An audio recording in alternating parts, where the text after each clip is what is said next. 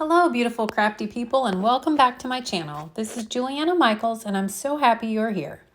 In this video I'm kicking off my Christmas in July series.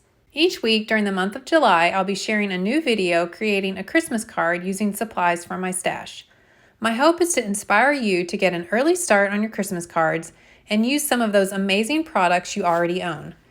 If you're interested in using the exact products I have, they will be linked in the description box below, and when you shop through those links, it helps support me and I really appreciate that so much.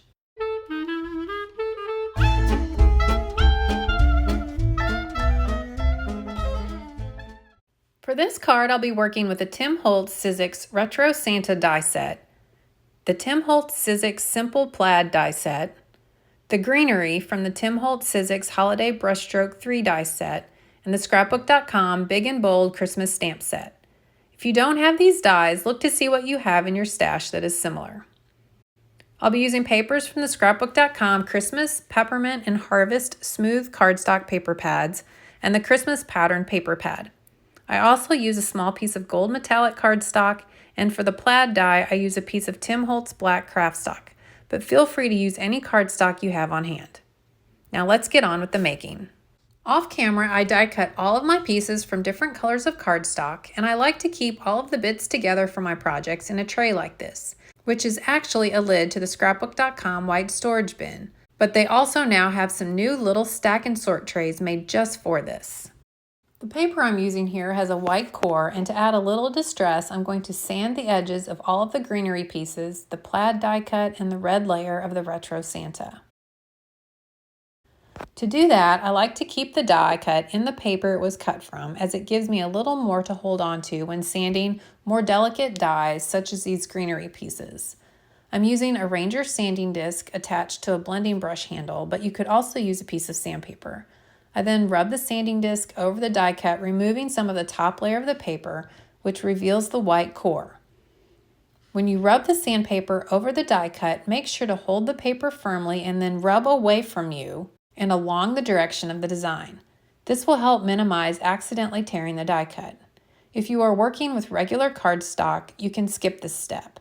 If you are wanting to add some interest, you might consider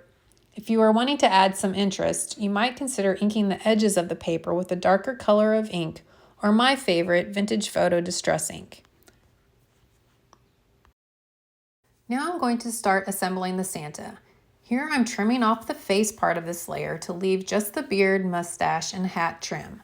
I'm going for a more realistic look to his face as compared to the original die cut, and you'll be able to see more as I continue assembling this part. Because I removed the white part, I now need to fill that in with something besides red, so I cut that layer twice, once from red and once from a skin-toned color.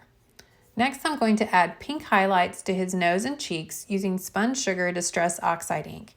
To help guide where to do this, I'm using the embossed design from the die cut. To apply the ink, I'm using a small blending brush from Waffle Flower Crafts. Next, I'm going to follow those same embossing lines to trim off the areas that I want to remain red, which are his hat and coat. So you really only need a small piece of this color of paper to fill in that opening for his face. Once I get all that trimmed off, it's time to begin assembling the layers, and to do this, I'm using a new-to-me adhesive, Artiste Glue from Scrapbook.com. It comes with 3 different tips to allow you to apply more or less glue and a pin for cleaning the tips. It's a fast-drying adhesive that dries clear but is water-based, so it cleans up easily. And I must say, I'm loving it. This is also my first time to use a precision tip, and it is such a game changer when trying to apply adhesive to small and intricate die cuts. I'm getting ahead of myself at this point, so before I begin adhering the layers, I want to ink the edges of the white die cut using Walnut Stain Distress ink. While I'm doing this, I get some of the ink on the center of the die cut, so I just add a little more to make it look intentional. The biggest key to not over-inking the edges is to make sure you don't have too much ink on your blending tool before you start adding the ink. So if you are worried about that, you can always rub the tool on your craft mat to remove some of the ink. You can always add more ink, but you can't remove it once it's there. So now that the inking is done, I'm going to start assembling those layers.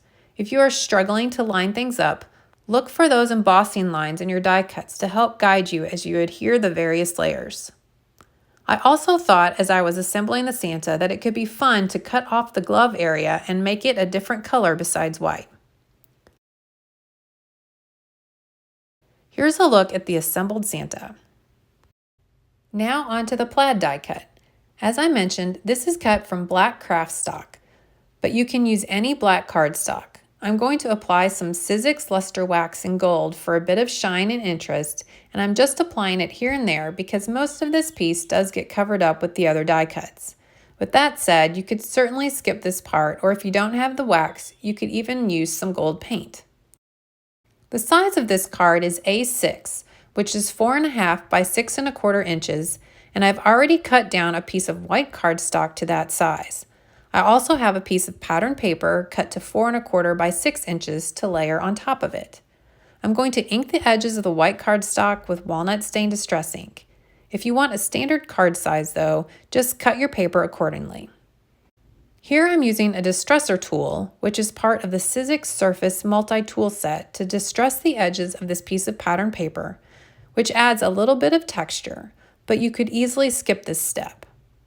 Next, I'm going to trim down the plaid die cut to fit inside the pattern paper, and I'm cutting it down to 4 inches wide. I'm also trimming the frame off of the top edge so it looks intentional. The bottom part will be hidden underneath the sentiment, so I don't need to worry about trimming off the length of it. For the sentiment, I'm using this Believe in the Magic stamp from the scrapbook.com Big Bold Christmas stamp set, but again, any stamp will work that would fit along the bottom edge of the design. I'm going to be stamping and heat embossing the sentiment, so I've pulled out my embossing toolkit, which includes my anti-static pouch and embossing inks, and I store them in a distress crayon tin. Before I stamp the sentiment though, I'm going to rub over the paper with an anti-static tool to help prevent any excess powder from sticking where I might not want it. And I'm just using a piece of plain white cardstock for this. I'm going to stamp the sentiment using a Versamark Watermark stamping ink pad, which is an embossing ink.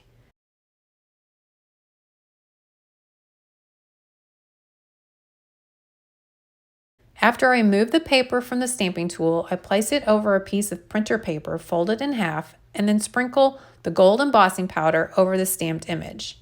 I tap off the excess and realize I have a few stray specks of powder where I don't want them. Here I'm using the tip of my tweezers to carefully knock it off, but you could also use a tiny paintbrush if you have one. I'm guessing a Ziva hair got on my stamp and I didn't see it before I stamped the image. The joys of having a pet, right? After I return the excess powder to the jar, I use my heat tool to heat set the embossing powder, which is always its own bit of magic for me as I watch the powder melt and turn shiny. Next, I'm going to use my paper trimmer to trim off the top and bottom of the paper to make it 1.25 inches in height.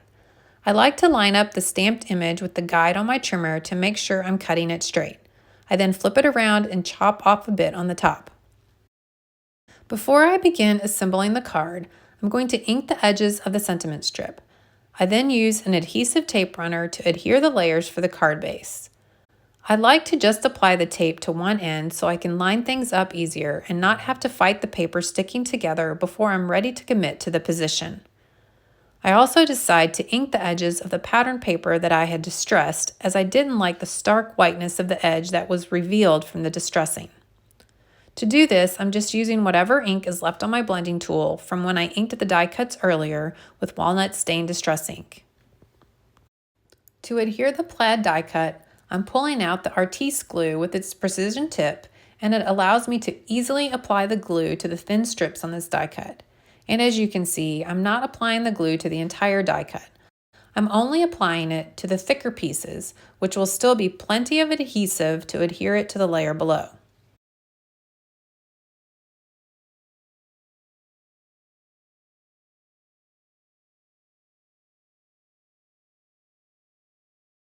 Now I need to add the sentiment strip, and here I'm trimming off the sides to make it 4 inches wide. I then ink the edges with walnut stain distress ink and adhere it to the card.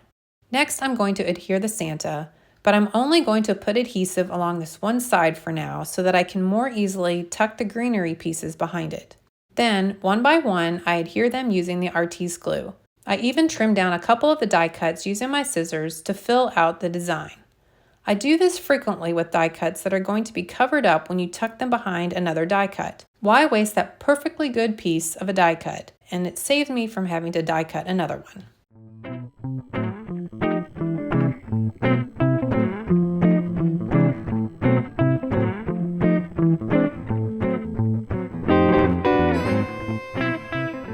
Once I get all of the greenery pieces adhered, I then add some of the glue to the back side of the Santa. I then add more adhesive to the card base layers, and with that, the card is complete. Thanks so much for watching. I hope you enjoyed this first video in my Christmas in July series. Make sure to turn on notifications for when my next video goes live. Until next time, keep on crafting. Thanks so much for watching. I'm truly grateful for you. I was wondering if you could do me a quick favor and subscribe to my channel or leave me a thumbs up or a comment. If you're feeling extra generous, I'd love for you to share about my channel with your friends. All of these things help out us YouTubers so much, and it would mean so much to me to have your support.